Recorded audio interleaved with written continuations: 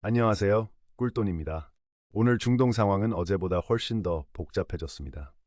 두 가지 충격적인 사실이 동시에 터졌습니다. 첫째, 이란 혁명수비대가 호르무즈 해협 봉쇄를 공식 선언했습니다. 전 세계 원유의 20%에서 30%가 지나는 길목이 잠겼습니다.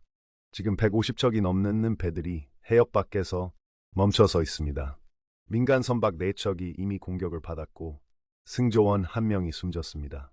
둘째, 트럼프 대통령이 한국 시간 오전 6시 40분 이란 최고 지도자 아야톨라 알리 하메네이가 사망했다고 공식 발표했습니다. 이란 국영 언론도 이를 확인했습니다. 86세의 하메네이 1989년부터 37년간 이란을 통치해온 인물이 사라졌습니다. 셋째, 가슴 아픈 소식입니다. 이번 작전 중 미군 3명이 전사하고 5명이 중상을 입었다는 사실이 공식 확인됐습니다. 미군의 인명 피해는 미국 여론을 들끓게 하고 있고 이는 곧 끝을 보는 전쟁으로 치달을 가능성을 의미합니다. 트럼프 대통령은 성명을 통해 전사한 미군들을 추모하며 이전에 본 적 없는 힘으로 타격하겠다고 선언했습니다. 미군의 피가 흘렀다는 것은 미국이 이번 작전을 조기에 멈추지 않고 이란 정권의 뿌리를 뽑을 때까지 멈추지 않을 것임을 시사합니다. 이 세 가지 사건이 겹치면서 중동 전체가 예측 불가능한 상황으로 빠져들고 있습니다. 오늘은 호르무즈 봉쇄의 실제 현황이 정확히 어떤지 자세히 알아보겠습니다. 또 하메네이 사망 이후 시나리오가 어떻게 흘러갈지와 세계 경제 나아가 한국 경제에 어떤 변수로 작용하는지 분석하겠습니다. 먼저 호르무즈 봉쇄가 정확히 어떤 상태인지부터 짚겠습니다. 이란 정부 차원의 공식 외교 성명이나 국제법적 봉쇄 선언이 있었던 것은 아닙니다. 그러나 이란 혁명수비대 소장 에브라힘 자바리가 알마야딘 TV 인터뷰에서 이란에 대한 침공, 이후 혁명수비대가 호르무즈 해협 봉쇄를 시행하고 있다고 밝혔고 혁명수비대가 해협을 지나는 선박들에게 VHF 초단파 무선으로 어떠한 선박도 호르무즈 해협을 통과할 수 없다고 경고 방송을 송출하고 있습니다. 영국 해사무역기구 UKMTO도 다수 선박으로부터 해협 차단 신호를 수신했다고 확인했습니다. 우리 해양수산부도 이란 당국 추정 발신에 VHF 경고 방송이 송출되고 있음을 확인하고 한국 선박들에게 운항 자제를 권고했습니다. 한국 시간 오늘 오전 10시 기준 호르무즈 해협을 포함한 인근 해역에 우리나라 선박 37척이 운항 중이었습니다. 법적으로 완전한 봉쇄는 아니지만 현실은 사실상 봉쇄입니다. 국제법상 합법적인 항행 제한이 아니더라도 미사일을 맞을 위험을 감수하고 해협을 통과하려는 선박은 거의 없습니다. 선박 추적 데이터를 분석한 결과 해협 통항량이 평소 대비 70% 급감했습니다. 주요 해운사들이 아프리카 희망봉으로 우회하기 시작했습니다. 그리고 이것은 이론의 문제가 아닙니다. 이미 피가 흘렀습니다. 팔라우 국적 유조선 스카이라이트 호가 오만 카사브 항구 북쪽 약 9km 지점에서 공격을 받았고 기관실에 있던 승조원 1명이 사망했습니다. 또 다른 선박 허큘리스타호도 UAE 미나사크르항 인근에서 미확인 발사체 공격으로 화재가 발생했습니다. 이란 혁명수비대는 페르시아만과 호르무즈 해협에서 미국과 영국 유조선 3척을 미사일로 타격했다고 공식 발표했습니다. 보험사들이 이 해역에 대한 전쟁 위험 보장을 중단했습니다. 애들이 가고 싶어도 보험이 안 되면 갈 수 없습니다. 이것이 지금 호르무즈의 현실입니다. 호르무즈 해협이 얼마나 중요한 곳인지 다시 한번 짚겠습니다. 전 세계 해상 원유 수송량의 20%에서 30%가 이 해협을 통과합니다. 해협 전체 폭은 55km이고 유조선이 실제로 통과할 수 있는 구간은 10km 이내입니다. 그리고 그 구간이 전부 이란 영해입니다. 한국은 원유의 70.7%를 액화천연가스 LNG의 20.4%를 중동에서 들여옵니다. 한국이 수입하는 중동 원유의 95%가 이 해협을 통해 들어옵니다. 이 길이 막히면 한국 경제 전체가 흔들립니다. 다음은 하메네이 사망입니다. 트럼프 대통령이 2월 28일 현지 시간 트루스 소셜을 통해 역사상 가장 사악한 사람 중 한 명인 하메네이가 사망했다고 공식 발표했습니다. 이란 국영 언론도 이를 확인했습니다.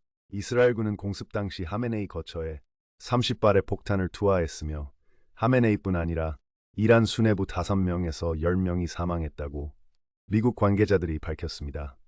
이스라엘은 이란 국방부 장관, 혁명수비대 수장 등 고위 지도부 명단도 공개했습니다. 86세의 하메네이는 1989년부터 37년간 이란을 통치해왔습니다. 시아파 이슬람 공화국 이란의 모든 정부기관, 군대, 사법부에 대한 절대적인 권한을 가진 인물이었습니다. 이 사람이 사라졌습니다. 그러면 이제 무슨 일이 벌어질까요? 두 가지 시나리오가 있습니다. 첫 번째 시나리오는 빠른 수습입니다. 하메네이 사망으로 이란의 지휘체계가 흔들리면서 새로운 지도부가 전쟁을 지속하기 어려운 상황이 됩니다. 트럼프 대통령은 장기전으로 전부 장악하거나 3일 내에 끝날 수도 있다고 언급했습니다. 실제로 이란 혁명수비대와 군경 일부가 더 이상 싸우길 원하지 않으며 미국의 면책 요청을 있다는 정보도 나오고 있습니다. 만약 이란이 새로운 지도부 아래 협상으로 전환한다면 호르무즈 봉쇄가 예상보다 빨리 풀릴 수 있습니다. 뉴데일리가 인용한 분석처럼 체제가 친미 인사들로 바뀌고 호르무즈가 다시 열리면 유가는 금세 안정을 되찾을 수도 있습니다. 두 번째 시나리오는 혼란의 장기화입니다. 이란 지도부 공백으로 오히려 강경파들이 복수심을 불태우며 더 과격한 보복을 감행하는 겁니다. 이란은 현재 3인 임시 지도자 체제를 가동하고 있습니다. 지도부 교체 과정이 순탄하지 않으면 이란 내 혼란이 지속됩니다. 봉쇄도 계속됩니다. 여기에 기름을 붓는 결정적인 변수가 바로 앞서 말씀드린 미군 3명의 전사 소식입니다. 미국 입장에서는 자국 군인의 피가 흘렀다는 사실이 단순한 응징을 넘어 정권의 뿌리를 뽑아야 한다는 강력한 재보복 명분이 됩니다. 트럼프 대통령이 성명을 통해 본 적 없는 힘으로 타격하겠다고 선언한 이유도 여기에 있습니다. 이란 강경파의 복수심과 미국의 재보복 의지가 정면으로 충돌하면 전쟁은 우리가 예상하는 3일을 넘어 수주 혹은 그 이상 지속될 수 있습니다. 이 경우가 가장 위험한 시나리오입니다. 지금 이 순간 어느 쪽으로 갈지는 아무도 모릅니다. 그래서 지금은 최선을 바라되 최악에 대비하는 것이 현명합니다. 불확실성이 시장에 투영된 첫 번째 숫자가 바로 유가입니다. 유가부터 보겠습니다. 공습 직전인 2월 27일 서부 텍사스 WTI는 배럴당 67.29달러, 브렌트유는 72.87달러였습니다. 공습 이후 장외 거래에서 WTI가 75달러를 넘어 최대 12% 급등했습니다. 호르무즈 봉쇄가 현실화되자 브렌트유가 아시아 시장 거래 재개와 함께 13% 이상 급등해 배럴당 80달러를 돌파했습니다.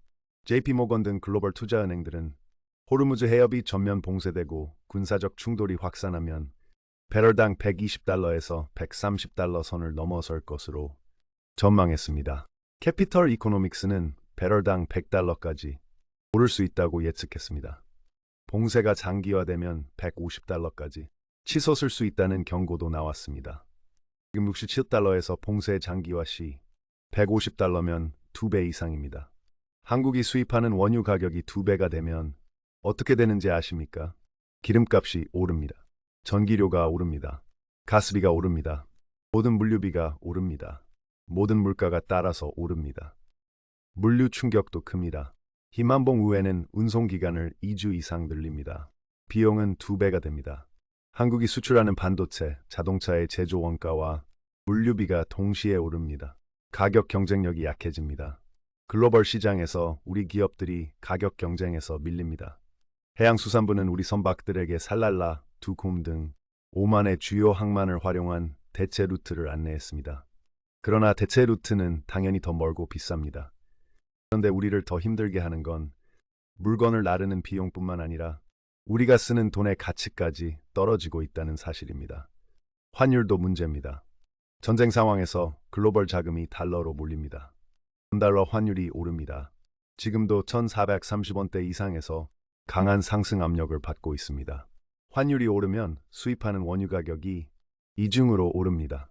달러로 사는 원유인데 원화 가치도 떨어지면 더 많은 원화를 내야 합니다. 이것이 악순환입니다. 이 모든 것이 겹치면 스태그플레이션입니다. 물가는 오르는데 경제는 멈추는 최악의 상황입니다. 뉴데일리가 보도한 것처럼 반도체 착시로 버텨온 한국이 이 상황에서는 더 큰 타격을 받을 수 있다는 우려가 나오고 있습니다. 산업통상자원부는 상황 악화 시 전국 9개 비축기지에 보관된 비축유를 국내 시장에 공급할 계획이라고 밝혔습니다. 국내 석유 비축분은 약 1억 배럴, 약 7개월분입니다. 사태가 7개월 이상 장기화되지 않는 한 당장의 수급 위기는 막을 수 있습니다. 그러나 가격 상승을 막는 것은 다른 문제입니다. 이제 주유소에서 10,000원, 20,000원 아끼는 걸로 대응이 안 됩니다.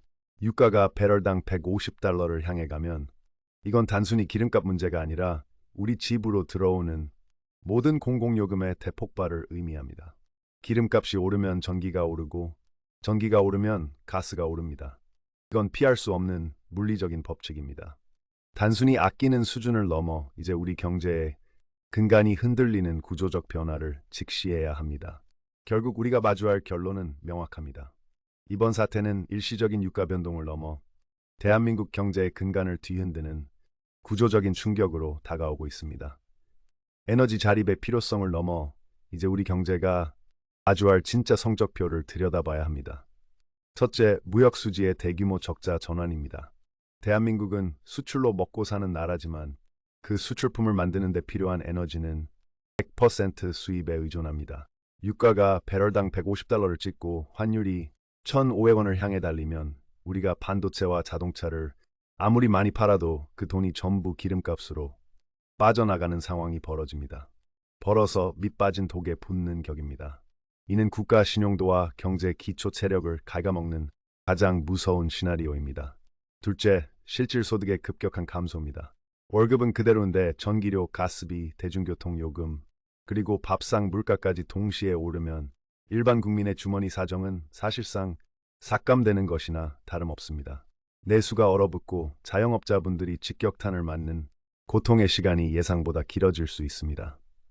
하메네이 사망 이후 이란이 극심한 혼란에 빠질수록 이 불확실성은 우리 일상을 더 오래 괴롭힐 것입니다. 셋째, 산업구조의 강제적 재편입니다. 석유화학, 철강, 물류처럼 에너지를 많이 쓰는 산업군은 이번 사태를 기점으로 생존의 기로에 설 것입니다. 반대로 에너지 효율화와 공급망 다변화에 성공한 기업들만이 살아남는 냉혹한 적자 생존이 시작될 것입니다. 이건 단순히 기업의 문제가 아니라 우리 소중한 일자리가 달린 문제입니다. 역사는 항상 위기 앞에서 정직했습니다. 준비하지 않은 자에게는 재앙이었지만 흐름을 읽고 대비한 이들에게는 부의 지도가 바뀌는 전환점이었습니다. 지금 중동에서 들려오는 총소리와 호르무즈의 거대한 자물쇠는 우리에게 경고하고 있습니다. 더 이상 과거의 안일한 경제관념으로는 내 가족의 미래를 지킬 수 없다는 사실을 말입니다. 꿀돈이는 앞으로도 시시각각 변하는 세계의 전환과 그것이 우리 지갑에 미칠 영향을 가장 빠르고 객관적으로 전해드리겠습니다.